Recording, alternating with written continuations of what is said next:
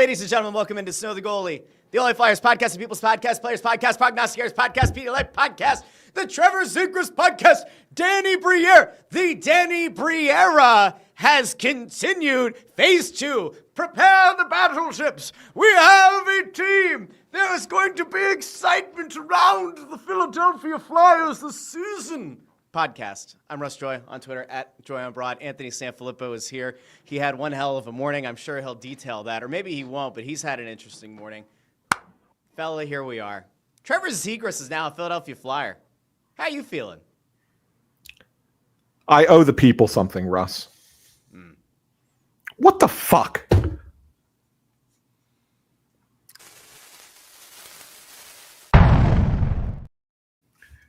So here was my morning, okay? And we'll get into Trevor Zegras. There's a lot to talk about. So I go into work today, downtown, right? Yeah. And there's a gas leak at the office. Yeah. Right? So got to leave. So contact you. Say, hey, listen, I know we were going to go at 9:30. Yeah. No shot I could do this. I'm not. By the way, 9:30. I was locked. Loaded. I'm not setting up shop in some coffee shop in the city and going to sit there and blather on about the Flyers, pull out a microphone and sit in some coffee shop in front of other people and do this, right? So I'm not going to do that.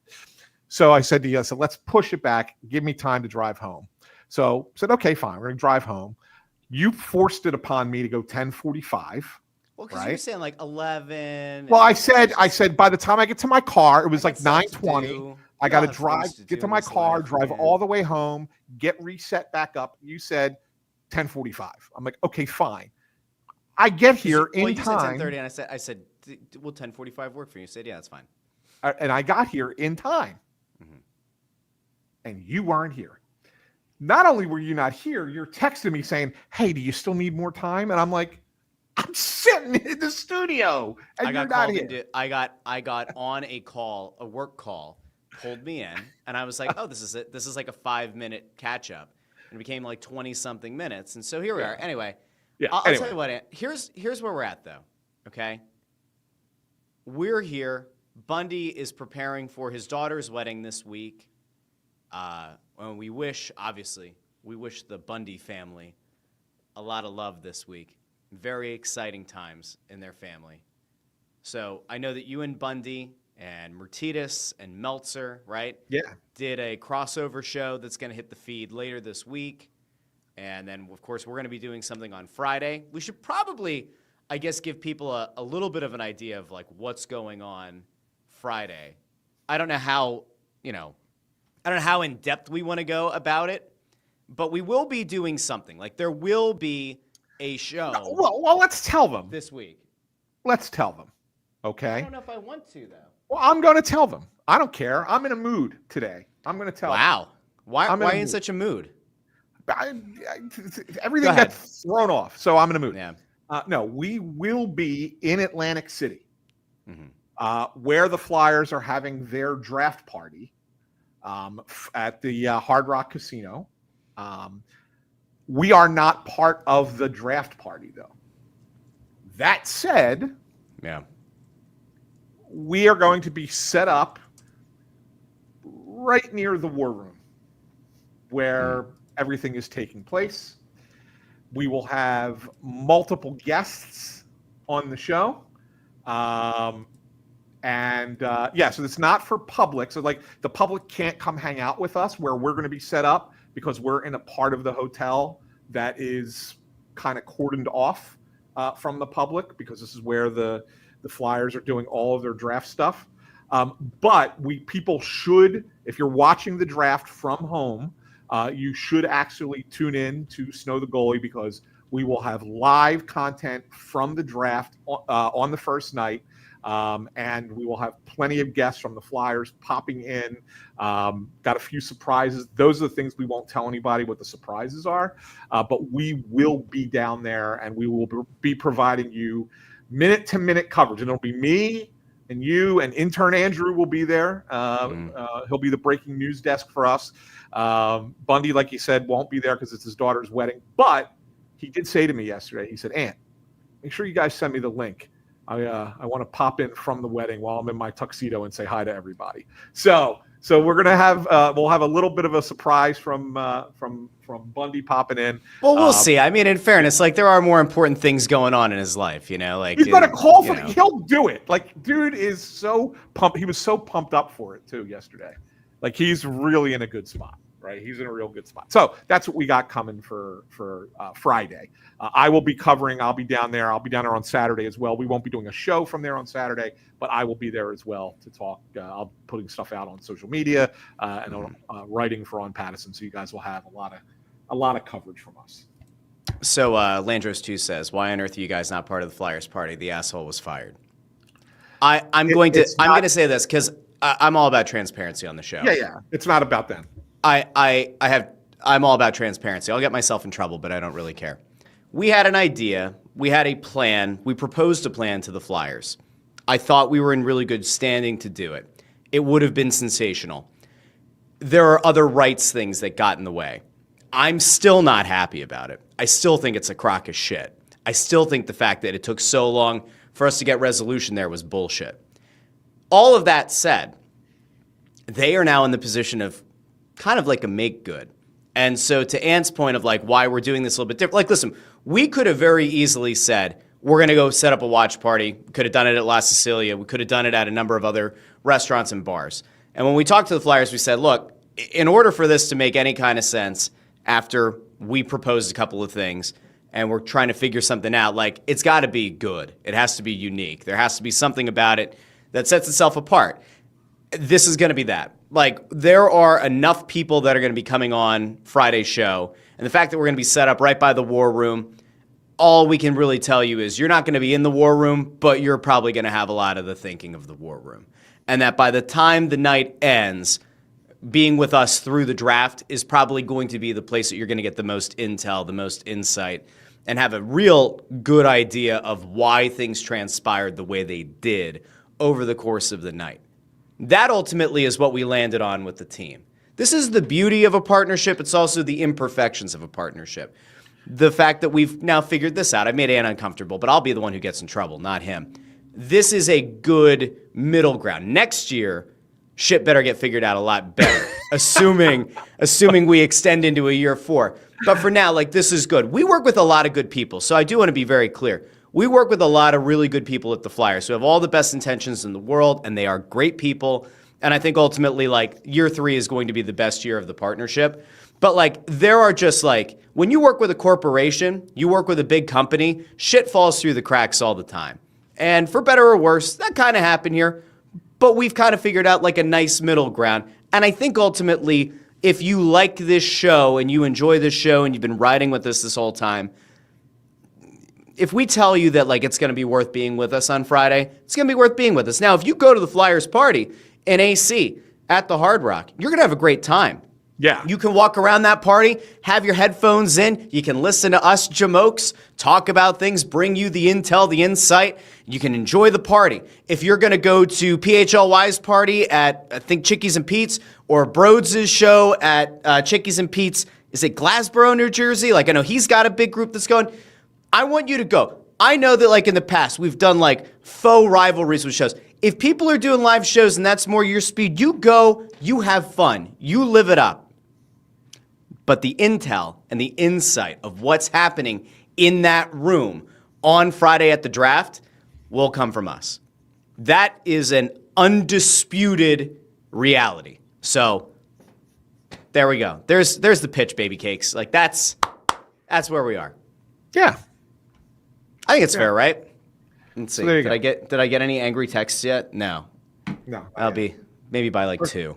They're coming. You'll get them. They'll go to you. They'll go to you. Yeah, they'll come to me and be like, "What the hell with Russ?" That's exactly. And of course, I'll say, "Yeah, give him a call. Talk to Russ. Talk to Russell. Yeah. Send him a message." Anyway, it'll be fun. So Friday is going to be a lot of fun. It's just going to be a different feel. Like it's not going to be the raucous crowd that like a press road show would be. It's not going to be the raucous crowd of like yelling at people after the game. But you know, it's good.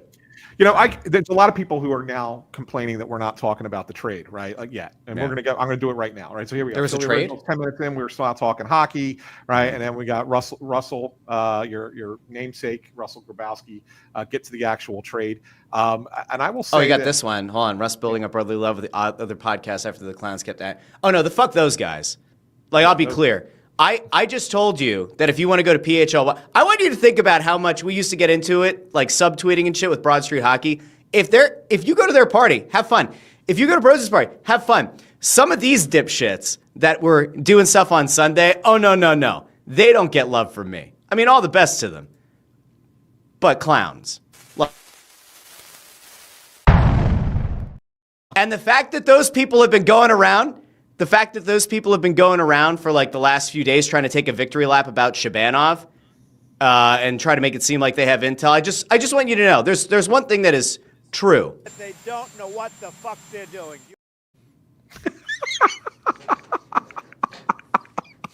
I said there was a new sound drop. I said a new sound drop was coming. I had no idea that was coming.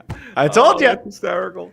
I told you. Oh man, that's hysterical. Anyway, yeah, we're off the rails on a Tuesday. I guess let's get into the Trevor Zegras trade. Yeah. So anyway, here's the Zegras thing, right?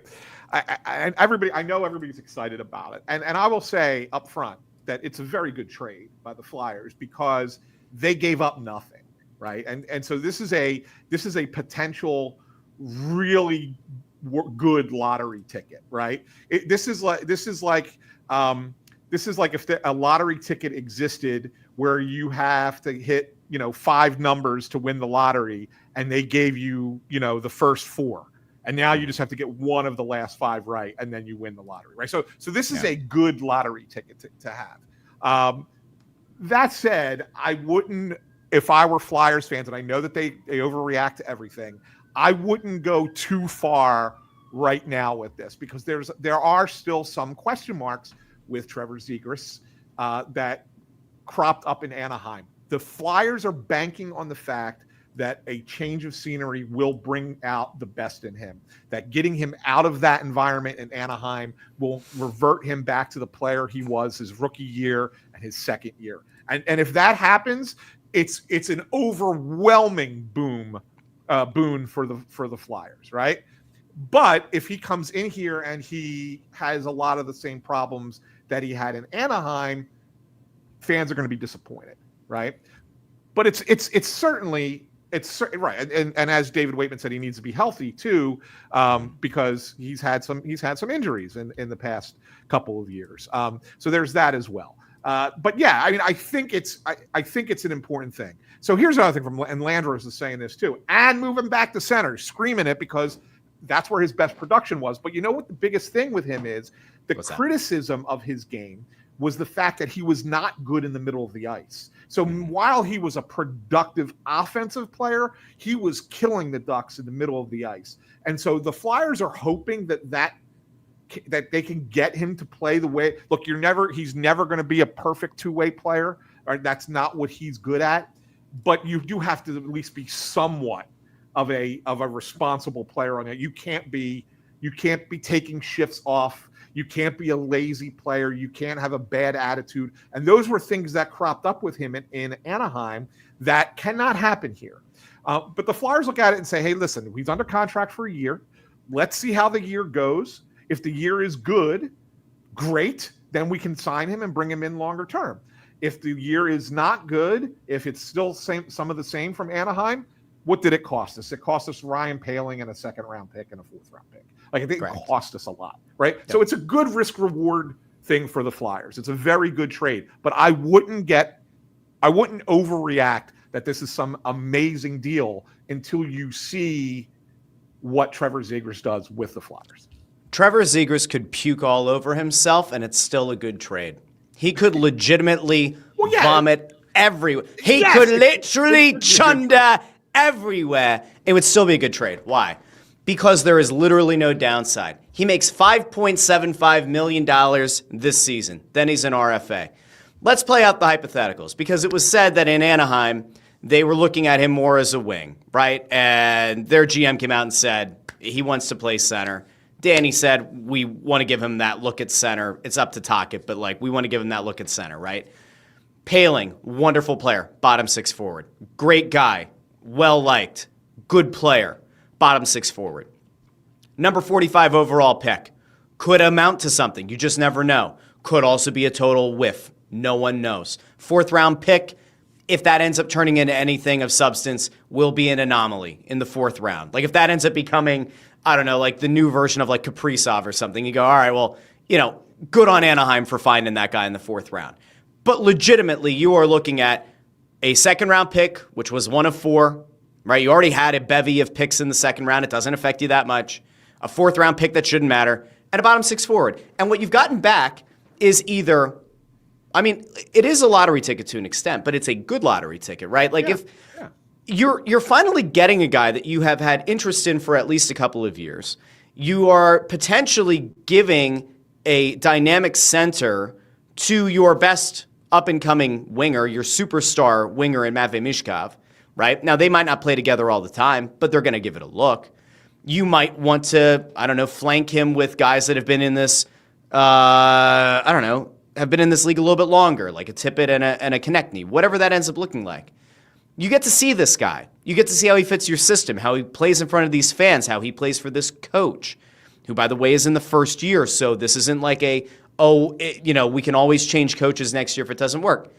At the worst case scenario, right? He doesn't work at center. They try him at wing. It doesn't work there. Next year, peace out, Cub Scout. Or you try to bring him back at an even more manageable number. Or there's another team out there who thinks they can fix him, and maybe they trade for the rights, and you get some kind of asset back for the exclusive negotiating rights, right? All of these things can happen. There's literally no downside to it.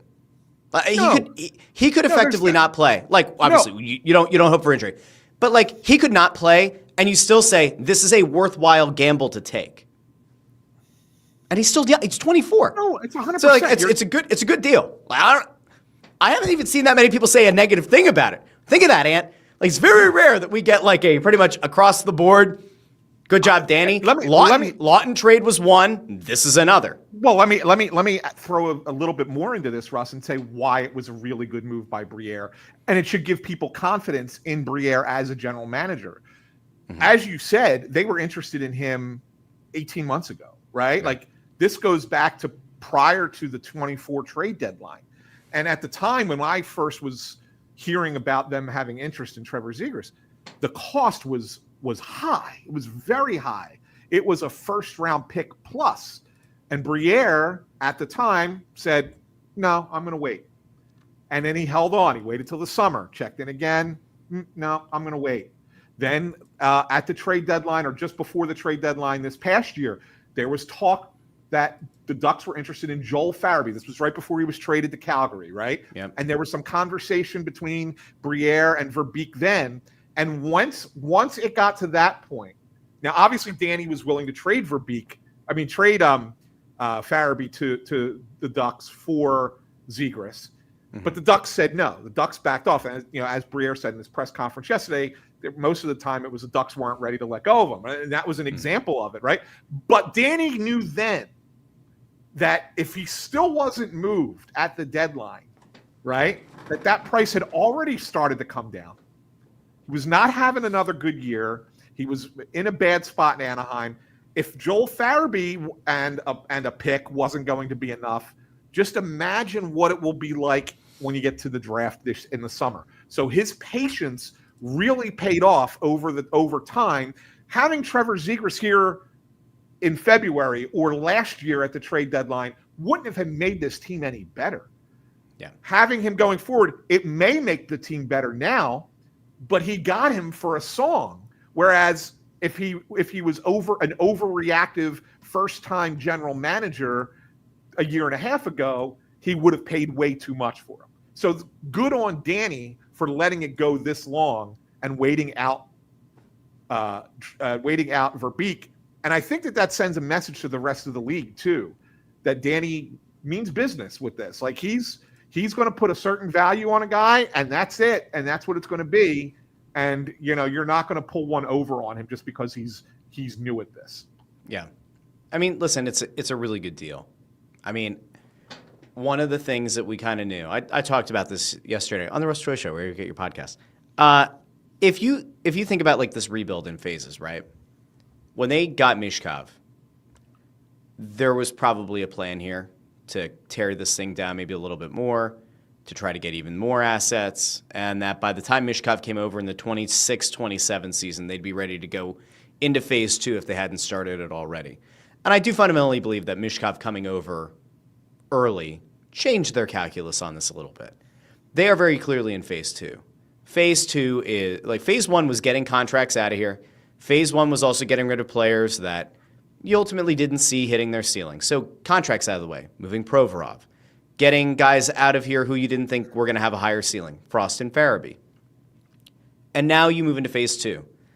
Low risk, high reward guys, Trevor Zegras. You might end up seeing them move some of that draft capital on Friday for another roster player. Pretty much this is the fun of being a Flyers fan, right? For the longest time, they were in on everybody. They were in on every trade. They were in on every free agent. They were in on every rumor. What's been happening the last week and a half, Ant? Any name that's been floated out there, Bo Byram, Paterka, you're seeing goalies. You saw the report yesterday from, was it Richmond, who said Flyers are among one of the teams trying to significantly, Strickland, trying to significantly improve their goaltending. They are in everything.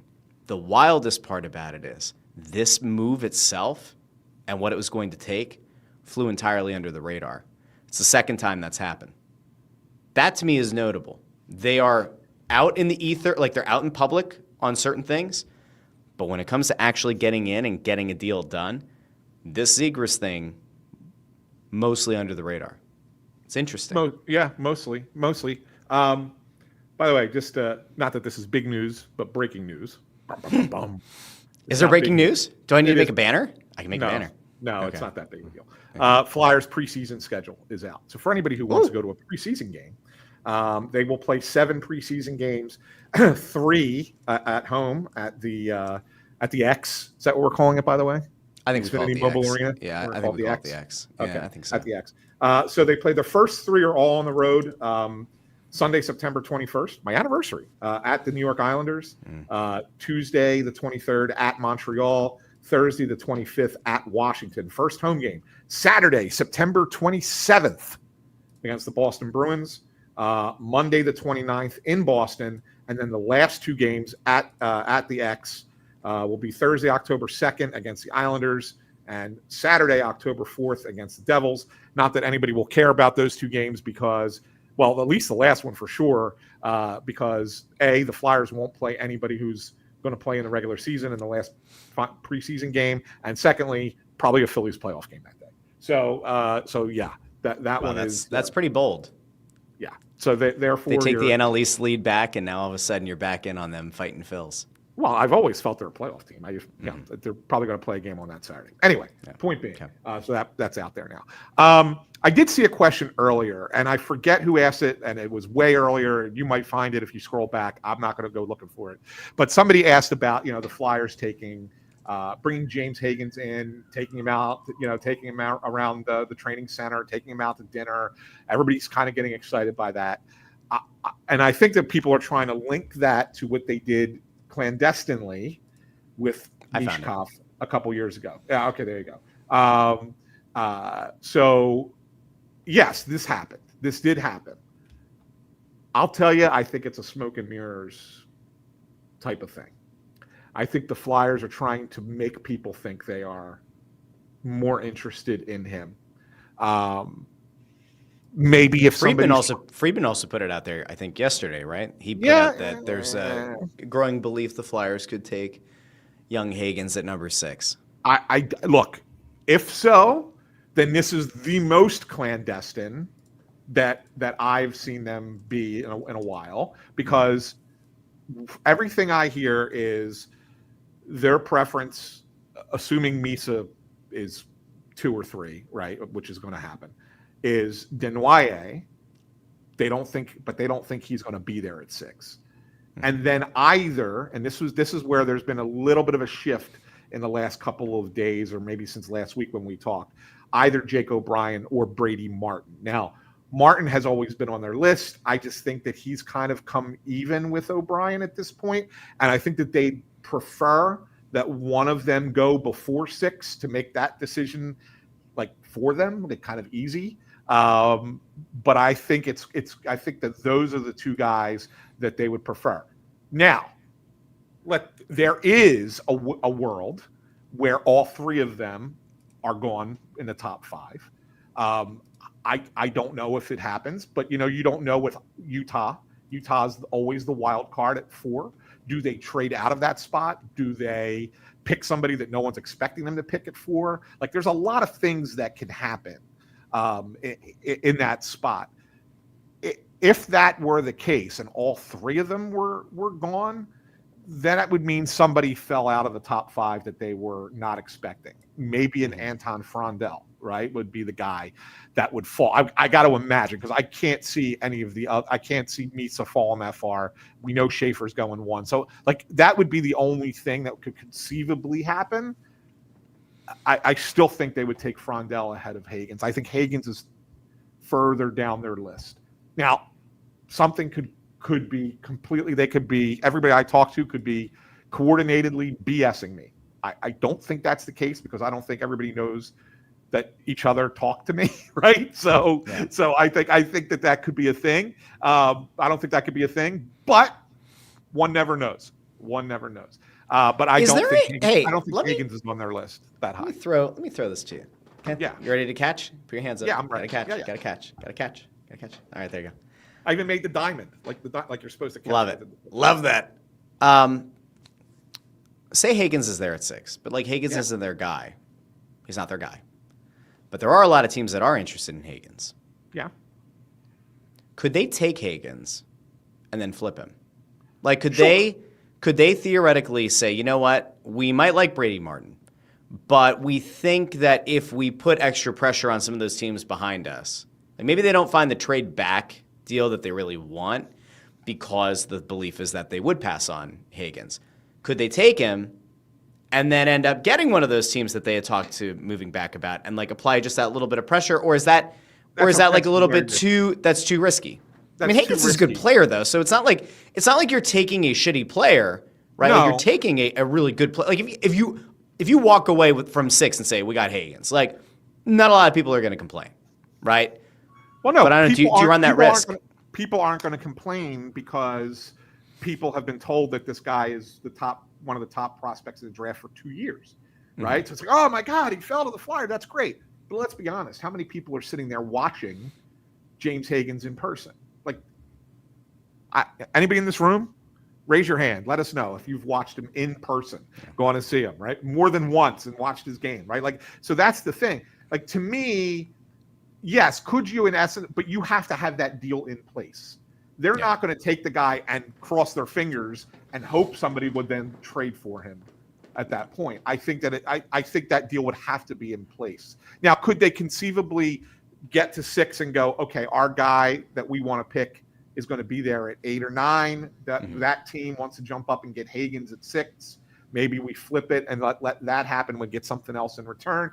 Yeah, sure. And we talked about that on the last show, that I think that there's a chance of trading down, depending on how everything falls on Friday night. But I don't see it happening the way you just described.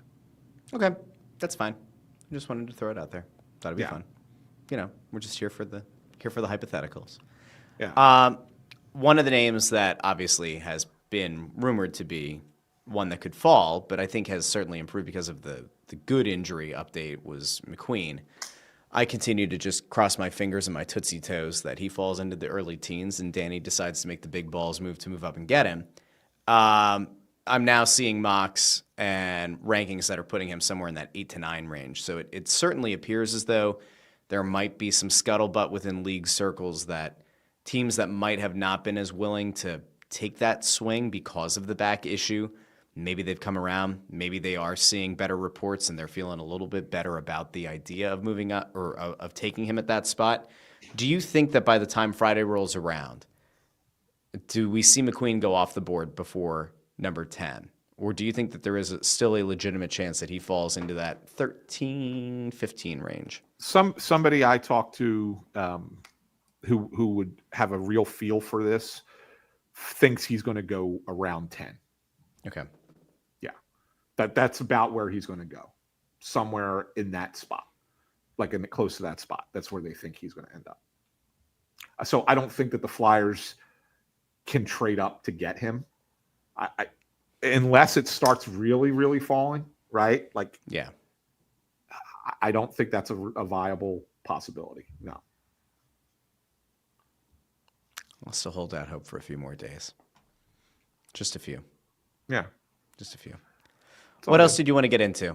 I see lots of comments and questions over in the side panel here. Yeah, well, we could pull up questions if people want. I mean, I think we should probably talk about. You have thoughts like this, by the way, that McQueen. There are some in the comments that say they'd rather see the Flyers take McQueen at 6 over Brady Martin. People listen, for better or worse, and again, it comes back to how much of you actually watch of these players. There are a lot of people who seem very down on the idea of drafting Brady Martin at 6. Yeah. I don't know. Yeah. I don't know. We have a super chat here from Brandon Ficara. Thank you, Brandon.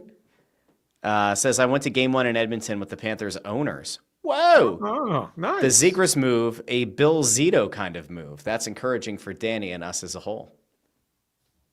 That feels like a flex there, doesn't it? A little bit, Brandon. A little flex there. I like that. We got to figure out why Brandon Ficara is hanging out with the Florida Panthers owners. Yeah, good on him. All right. Good stuff. It does feel. I mean, listen. Anytime you can compare the move of a newish GM in Briere to the guy who's now built back-to-back cup-winning teams, not bad. Yeah, not bad at all. Your former student has a question. I think it's something worth talking about. What is the likelihood the Flyers land Shabanov? Is it 90%, 50%? I think it's on the higher end at this point. There are a couple of things that have been. So here's just kind of give a little bit of background on this. I'll pull back the curtain. So Shabanov has an agency that represents him in Russia, right? But had not signed with an agency in North America. And apparently a deal was kind of sort of worked out a few weeks back with an agency here. It just wasn't publicly announced until recently.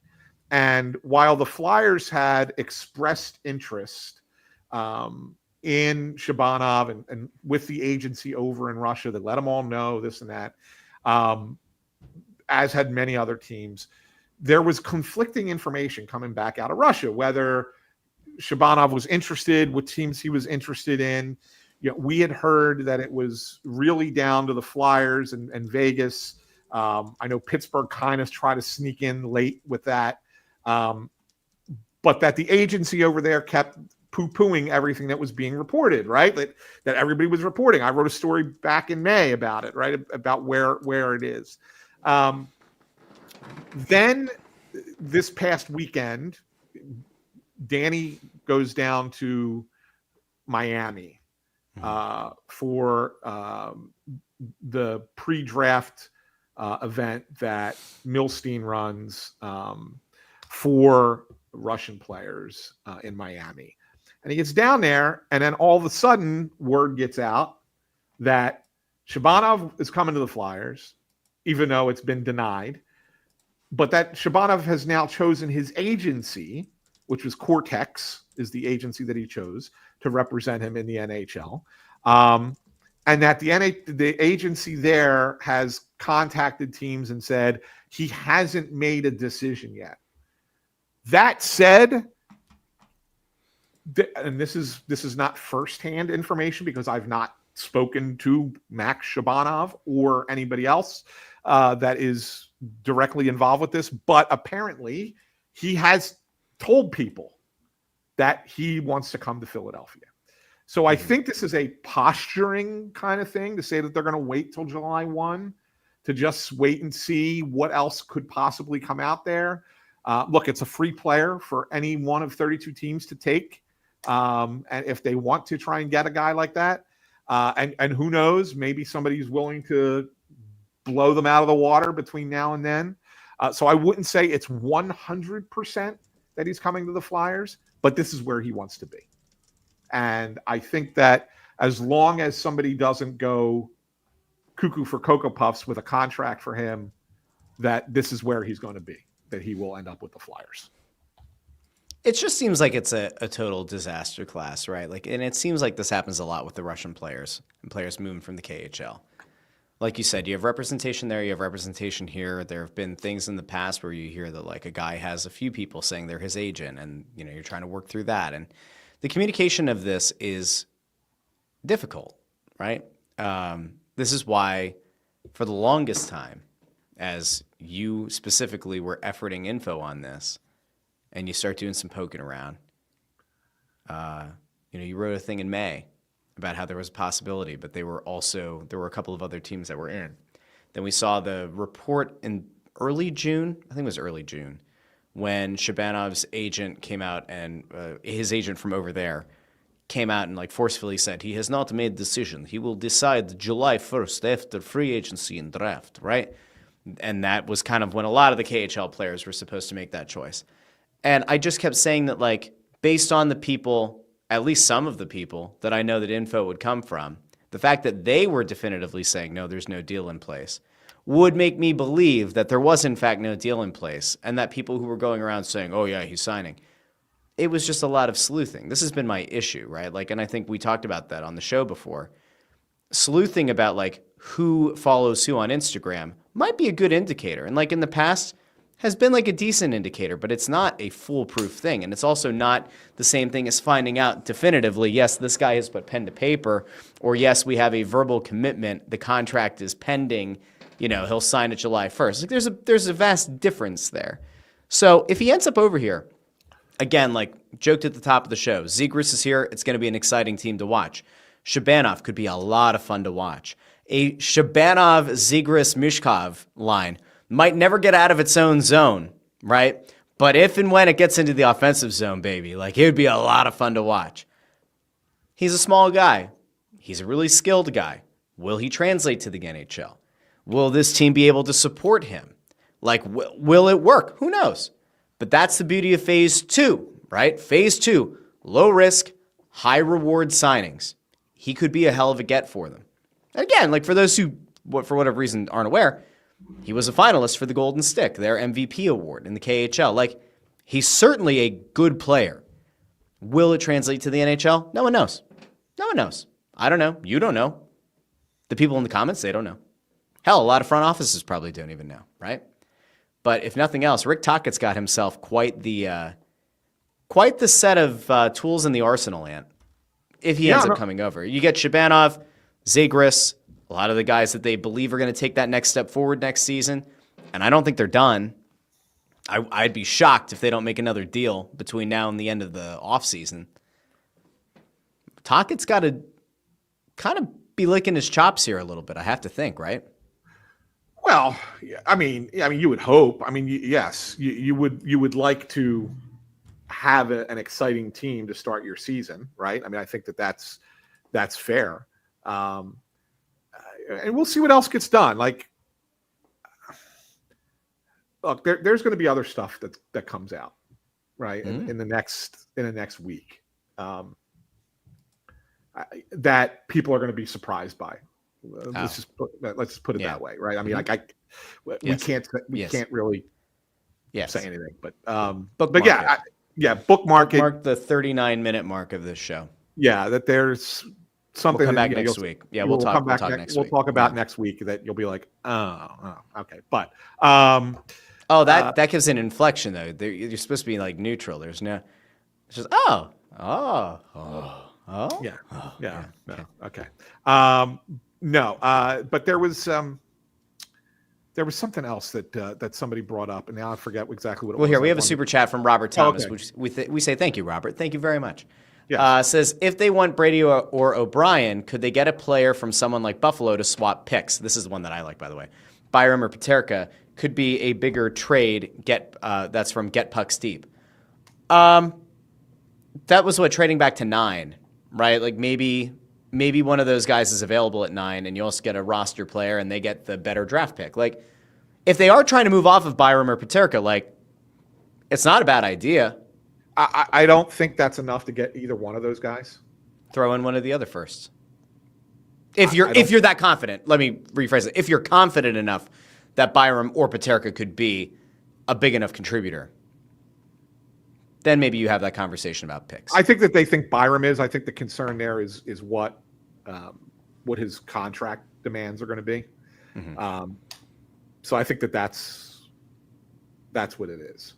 Right? Could they work out that deal or the parameters of that deal, the skeleton of it, in the midst of a potential trade negotiation? Could they? Yes, 100%. And I'll tell you that there's probably several skeletons of deals that Danny has based on possibilities, right? I mean, there always are. I mean, I'm not putting out anything there that's newsy. I mean, it's not. I mean, I think that good general managers have multiple things kind of in place, and that way, when the time comes and that pick comes up, it's like, okay, hey, can we do what we've already discussed instead of trying to throw something together in 5 minutes, right? You've already got the framework kind of in place, or you back out of something. You say, okay, that's not what we wanted. Okay, we're not going to do that deal at this point. But so I think a lot of those things are certainly there. And I know everybody's like, Ant talk, tell us what you know.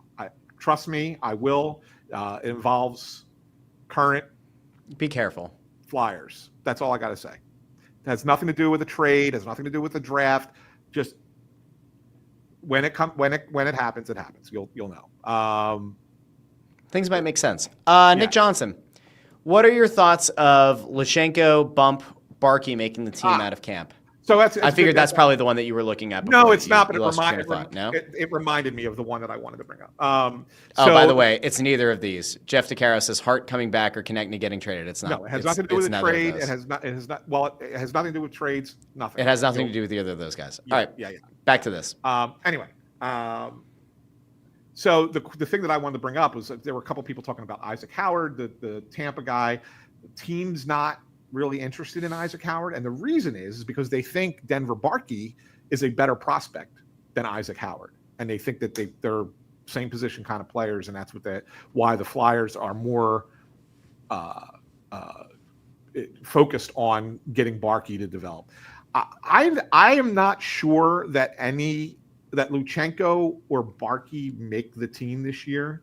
I think Bump's got a better chance of that than Luchenko or Barkey, but I do think that they think all three are NHL caliber players. I think a lot will depend on what they look like in development camp next week. They're going to see them on the ice, and they'll have an idea. So, Peter Tom Willis over on X says, "Talk Grabenkin, please." Look, Grabenkin. Forecheck, back check, paycheck. I mean, look, I wouldn't get too excited about Grabenkin. He's a bottom of a lineup type player, but the way he plays is a style that people will enjoy. Mm-hmm. And I think that you need guys like that in your lineup if you're going to be a good team. Doesn't mean I'm not trying to say that he's like a pugilist. He's not a fighter. He's not one of those guys. But I think that I think that there's a certain energy that he brings to a game that will help. Yeah. That will help this team. So yeah, it's an interesting player. Hey, get your hands ready. I'm going to throw to you again. You ready? I'm going to throw. You ready? Go ahead. All right. So, I think that Briere is doing a smart thing here. Follow me. Yeah. Zegras, right? I think they're going to give Zegras like the year at center. I think you'd be doing yourself a disservice not to, unless he totally falls on his face for the first half of the season. So he's probably your 2C. Couturier is going to float. You hope that another year removed from the back surgeries, he can play. I mean, in an ideal world, like he's back to being a 1C. They just don't They don't ride him the way the Torts did early in the season, right? But if not, you have some combo probably of Couturier and Zegras as your 1 and 2C, if all things go the way that you want them to. Cates as your 3C, and then whoever ends up being your 4C, right? Like that part probably doesn't matter as much. I think that what they've done here with the acquisition of Zegras, and again, they might go out and get another center. You just don't know. They're taking the pressure off of Lashenko to make the team. I think the worst thing that they could do for him is almost like force that issue where he's got to be on the team coming out of camp, or that you're willing to like overlook certain developmental milestones for the sake of having him on the team to start the season. I think the best thing for him, honestly, is for him to have another year to develop and not have the pressure and have the spotlight on him, because he made the team out of camp briefly last year. If he were to make the team out of camp this year and then he doesn't impress, which in fairness, like it's hard to impress right away. If it doesn't work the way that you want it to, he's going to face a lot of scrutiny that you maybe don't want him to face at this point. I would honestly think that they are more likely to acquire another center and try to have Lashenko spend another year developing. Maybe he's a late season call-up. Like, where are you at? Do you think that that's the case? Do you think that they are going to just try to give him every opportunity to make the team? Well, I think if he's ready, they'll give him the opportunity. The question is he ready? And I'm not sure that he is. I'm just not. I'm just, it's not a knock on him. I just think that here's the problem that I think that they're debating, Is there real value? Does he develop any better going and playing a full season at Guelph with a team that's not very good in junior hockey? Or would he be better here, developing here? And yes, you don't want to develop at the NHL level, but there is a situation where, and this rule may eventually change here, with the way things are working with the NCAA and everything else. But, eventually under 20-year-olds might be allowed to go to the AHL. And if that's the case, then it's great. Then that's where you go and you put them. So now but until that happens, you have to debate, is it worth playing him limited minutes at the NHL level to make him a better player, or go back and play for a team that's really not going to, he's going to score a ton of points for a bad team in junior hockey. It's not really going to develop. And so his development kind of falls behind a little bit. So that's really what they have to debate. Right. Yeah. And I think that where he is this summer will dictate how far they're willing to go with that. And I don't think so. I don't think he makes the team. But I mean, look, if he comes in and he looks great in camp, maybe they decide that it's better to have him do that. So yeah. I'm not saying he can go to the NCAA. You're saying that a guy who's in his position in the future might be a guy who's in junior who has not signed an ELC can now go and play college hockey, whereas before they couldn't do that. As a result, there's been some conversation about changing the rule to allow players to go to the AHL before they turn 20 if they are drafted by an NHL team. So that's the conversation. I think this is probably like the last major talking point for today. Andrew Fawcett with a super chat. Thank you, Andrew Fawcett. Says goaltending, ? I mentioned earlier, Andy Strickland put out that thing that the Flyers were like one of 4 teams that are trying to like, quote, significantly improve, end quote, their goaltending. Now, names like Demko have come up. There have been names like Jake Allen thrown out there, but I wouldn't say those represent a significant upgrade. Yeah. What the hell does significant mean, Ant? Well, I don't. Jake Ottinger, not available. We've talked about that contract. Pete DeBoer got the axe, so it's not him. Could Skinner be on his way out from the Oilers? And by the way, would that represent a significant upgrade? Yeah. I mean, over Alexei Kolosov it would. Do you exactly want Stuart Skinner? I'm not sure I do. What does significant look like? Because there's no free agent netminder coming up that I think would qualify as significant. Any ideas who he could be alluding to? Like who could be out on the market right now? Who could be on the trade block that we don't know about? I have not gotten any names. I do know that they are looking hard at goaltending. Okay. That is a 100% thing that they're doing, and it would not surprise me if something gets done this week. But I've not heard any specific names. The one thing, I mean, if you want to put puzzle pieces together kind of thing, right? And again, this is not me, reporting it because I've not been told this, but if you're trying to put puzzle pieces together, I mean, you can look at a guy like Joel Hofer in St. Louis.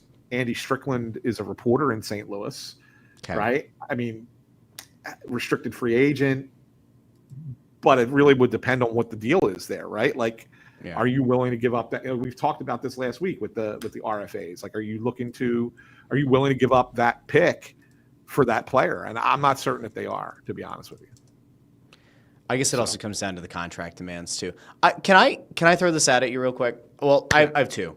Remind me to come back to RFAs in a second. Yeah. On goaltending. If you had to put money on it, and your two choices are the Flyers go out and they get a guy who's meant to be the number one, which probably pushes Ersson to be the backup. Are they more likely to go make that kind of move to get a number one, or are they more likely to go get a guy who splits time, 60-40, whatever it is, with Ersson, and is maybe more of a backup or is maybe more of a, mediocre veteran goalie that's still an upgrade over Fedotov and Kolosov? That one makes more sense. The latter. The latter makes more sense.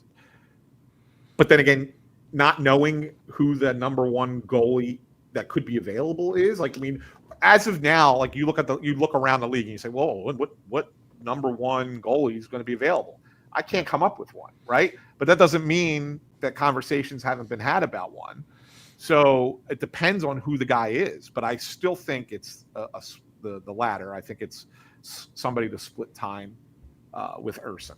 That's what I honestly believe it is. So I mean, look, it's going to happen. I think you're going to see a lot taking place this week. It's a busy week and into next week. This is going to be a busy time for the Flyers, and Danny's going to really be shaping the team for the. We talked about it. How long have we been talking about it, Russ? That this was when we were going to learn about Briere as a general manager, and he was either going to show you something positive and be like, yeah, great, this is awesome, or he was going to be like leaving you feeling a little bit to be desired. And first step is a good one. With the Zegras deal, but I think he's going to go get a goalie. I think he's talking with other teams about other possibilities. The Buffalo stuff is very real. He's been in constant communication with them. But again, it's a situation where he's got to be patient. Like, he doesn't want to overpay, and you got to be careful with, contract demands of these players that you're potentially trading for too. So there's a lot of things you have to put into play, because you don't want to put yourself in a situation where you're giving out bigger contracts to players, and then it kind of impedes the effort you're trying to make next season when you're going to be big game hunting in free agency. By the way, I saw this in the comments. This came up a while ago, about a half hour ago. So Grant Shilley just put out hurdle to the Canes. It was put out on Twitter by Cam Robinson that there's smoke that Carolina could be bringing in hurdle. The idea is that it would free up Vegas to make like a 13-14 million AAV pitch to Mitch Marner, who they were rumored to be interested in around the trade deadline. So make of that what you will. That has not yet gone official, but it seems like there's some smoke there. I'm going to go back to the RFAs thing for a second. Yeah. I talked about this with Mertitas on my show yesterday. There seems to be this operating understanding, right, that anytime you talk about an offer sheet, people say, oh, you can't give up that shot for Gavin McKenna next year. And fundamentally, I agree with that. However, I've been on the record now for, about 6 months, that I think that this offseason, Briere was going to do enough to make this team, if not a playoff team, very close to it. I don't see a scenario where they're in the bottom 11 going into next year, into next year's draft. And we did see unprecedented jumps from the Islanders and Utah move up 10 spots. But in order for it to be a lottery ticket for Gavin McKenna, you have to have one of the 11 worst teams in the National Hockey League. And I fundamentally don't believe that's where this team's going to end up. But the one thing you're not taking into consideration, and always has to be taken into consideration, is the unknown, right? I mean, seasons can go sideways for a variety of reasons. Like significant injuries. Okay. And injuries can hurt you, right? Like, and that's a thing. I mean, it's important to keep that in mind. Maybe you make that, like, again, maybe you make a decision that, let's see what the team looks like. And, oh, by the way, we're a playoff caliber team. Maybe we can go get a player in season with that draft pick, right? Yeah. That will help the team get even better, because now we know we're not going to be in the McKenna sweepstakes, but we can use that asset to make this team better down the line, as opposed to bailing on it now and then crossing your fingers that you aren't a sideways team, right? Yeah. So I think that's the one. If it just depends on like what kind of guy is going to be available in the middle, like mid-season, and is that better than the guys that you might offer sheet, like a Nyes?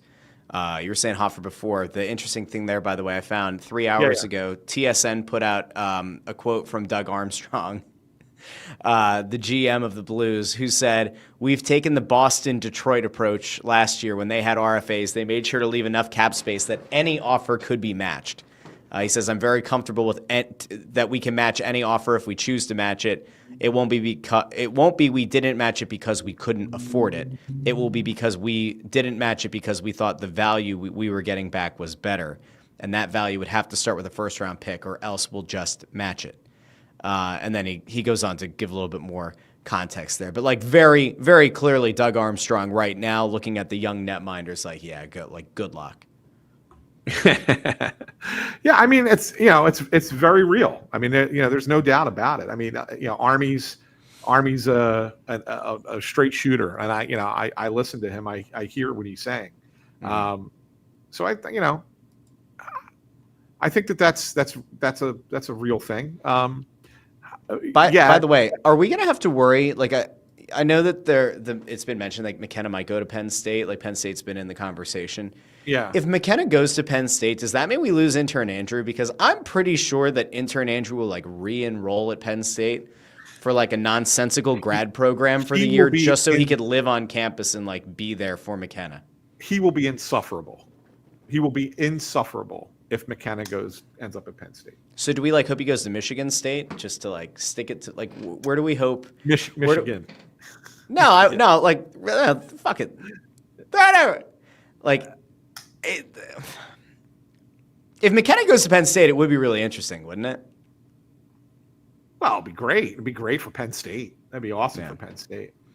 So, Allison with a good question here. When does intern Andrew stop being intern? Never. He is forever intern. Forever. Just one last thing, and I did a story on this last week. What are you laughing at? David Waitman says Andrew wants some NIL money to head back to Penn State. Yeah, that's right. Can we pay that NIL money to send him there? Oh, that's a good question. Get the Flyers to foot that bill. Yeah. So that's our Hexel 87 says he'll ask to become McKenna's intern. I like it. No, this one's good though. Good point. Flyers Purgatory says Nashville was a playoff team that went out and spent. You think they plan on being the third worst team in the NHL? That's a fair point. Yeah, totally fair. Yeah. Anyway, so last thing that I had on my list is I did a story on this over the weekend. I mentioned Danny was down in Miami. Obviously, it was not just for the whole Shabanov thing.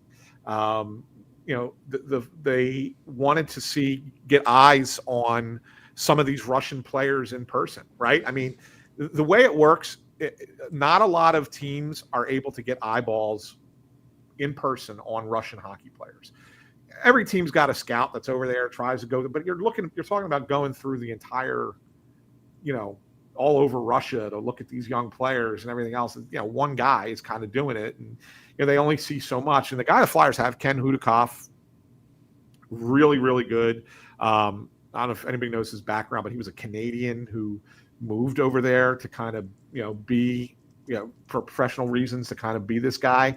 And then the Flyers brought him in as their scout. And, he's very influential over there. And that's a good thing. But you don't get, you're going off of one man's opinion when it comes to picking a Russian player. So Danny went down early. He went down on Thursday. And then on Friday, I was told he reached out to other members of the organization, scouts and front office types, and said, get on a plane, get down here. They wanted to look at some guys. And I think that the Flyers are looking to draft at least one, if not two, Russian players, either late first round or early second round. And I mentioned a few names. I mean, there's some goalies that are there. I know that Semyon Frolov is a guy that they really, really like. I think that they look at him and think that that's a guy that could be a potential possibility. They have a big, rangy defenseman named Kurbin Limatov that they're interested in. I think that's more. I think that's more second round than first round. But the name that I think is the real interesting one is Alexander Zhuravsky. Yeah. And I think this guy who played in Russia's top junior league, he is a guy that I think that they're looking at saying probably worth one of those firsts. Wow. And I think that's a name that you can look at and say, if they end up staying at 22, possibly. If they end up staying at 31, possibly. I think somewhere in there, they're looking to get that kid. And that could Hagens, be McQueen, Zhuravsky. Hell of a first round. We're going to have a great Friday, Ant. There you go. Great Friday. Yeah, we'll be talking that name, Zhuravsky, until he comes off the board. I can promise you that on Friday. Okay. Yeah. I dig it. So. Okay. I think that's probably it for now. I mentioned at the top of the show, you and Bundy did a crossover show with Meltzer and Martinez at the golf outing, right? The alumni golf outing. Yeah, we were at the alumni golf outing yesterday, which this is kind of a funny thing, right? So we're at the golf outing and we talked to several former Flyers alumni come on the show, and you guys will get a kick out of it. Like there were some good ones that came in, guys we've had on the show before. Not like these were new ones, but like we had Mike Knuble came on for a little bit, and Mark Howell came on for a little bit, and we had a few others, and it was good. It was a good conversation. It was a fun show. But then that happens, and I leave the golf outing. By the way, 102 degrees. It was a mess yesterday. I don't know how they played a round of golf in that weather yesterday. It was brutal. And I had to do another thing for work. I guess I never really talked about it on this show, but the company that owns On Pattison also owns 15 news sites, and since January, I've been the managing editor of 2 of them. And so we have a pretty big news story that we're working on that I've had to use some it has nothing to do with hockey or baseball. It's not sports related.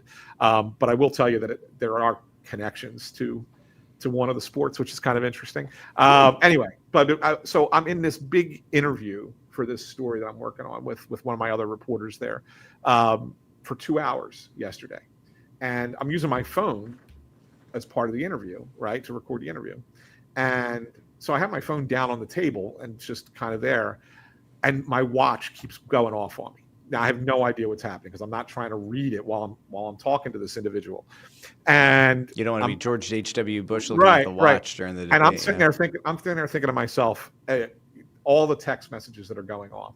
I'm sitting there thinking to myself, either something happened with the Flyers or the Phillies, or somebody in my family's in a lot of trouble. And you wouldn't even look at your watch. And I didn't look at my watch.